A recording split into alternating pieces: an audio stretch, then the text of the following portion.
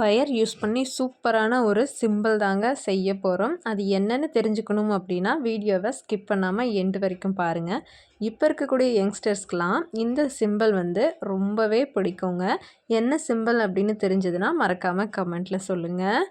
First வயரோட ஒரு எண்டில் வந்து ரவுண்ட் ஷேப்பில் வளைச்சி எடுத்துக்கோங்க. அதே போலவே ஆப்போசிட்லேயுமே வளைச்சி எடுத்துக்கோங்க.